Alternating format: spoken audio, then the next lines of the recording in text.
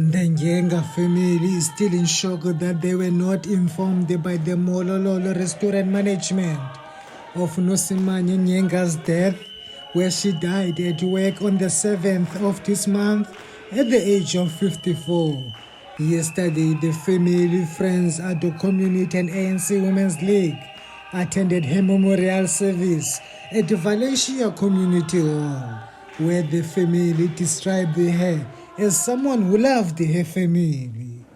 Umama uNosimanye ebengumuntu obaleke kakhulu kwifamily na njengendodakazi yakhe. Umama uNosimanye ebengumuntu okhulula apho kubopheke khona kwifamily zombini, engakhethanga family yakhe, engakhethanga family yasemzini wakhe. Umama uNosimanye bekungekho nto siyidingayo ekhona, ebengasoze athi ndiyahamba ngoku ndiyothethenga into, ebefika ajonge apho kushoko xake khona enze lonto anako uyenza. Silusapho silahlekelwe ngoba kaloku asimazi sawuthi simbeke ezinyaweni zakhe. Silusapho silahlekelwe ndawonye nabahlali, ndawonye nombutho. Sifuna ubulela ke unabantu abathe basikhunga ukuze sibe ngathi elinxeba liyaphola kuthi sincedwe ngabahlali, ngoba kaloku sisodwa akho nto sinoyenza. Besicinga ke ngoku ukuthi ngumgqibelo simbeke kwikhaya lakhe lokulinda, sibuhlungu sinjalo, singayamkeli sinjalo imeko ngendlela ethe yaqhubeka ngayo. Residents are also devastated by Nyenga's death because she was a person who did not tolerate wrongdoing in her community. Thina singabahlali baseValencia siva kabuhlungu kakhulu ngoba silahlekelwe. Lo mama beyinto yonke kuthi. Thethela ubuhlali, ngithethele Women's League bekuzo zonke izinto befumaneka. Xa kukho inhlanganiso bakhona, xela uzimele emzini wakhe abaleke aze enhlanganisweni kwinto yabahlali. So bengumama okhathelelekileyo apha emhlaleni. So silahlekelwe thina, silahlekelwe kakhulu. The ANC Women's League says it condemns the abuse of workers in their workplaces.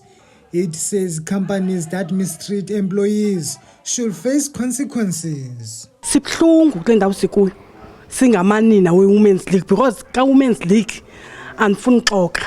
Ibengumama onomqheba, ibengumama ongayifuni into erongo, ibengumama obambekayo othi nganxe kuthethwe embuthweni besisiva. Yilona sithi khangafumana ne-teaspoon leyeza. I-message endidlulisayo endenza ba ndibe buhlungu ngaphakathi, iSandes River le yethu ayonhlambo ofela amahashi. iSandes River yethu ayondawo yofela amahashi. Isizinqa zikhona yonke into nxakho kukwavula sibhuqe apha eSandes River. Kufumanise into bana ngoku funeka thina sive kabuhlungu even isizini say-on because umlungu yena ukhathalela into bana sebenza utholala ngecala akahoyanga, akho nto ayithethayo, uxesha omnye ulele ngecala akanankathalo nguwe, ufuna omnye ngapha koko. Ndifuna olu hlobo kwenzeke ngalo ibe kanti lento isisiqalo isisiphelo, ingabi phinde into ekumila kunjena iyenzeke and akuphindeki vele. The police say there are no charges that have been filed over Nyenga's death.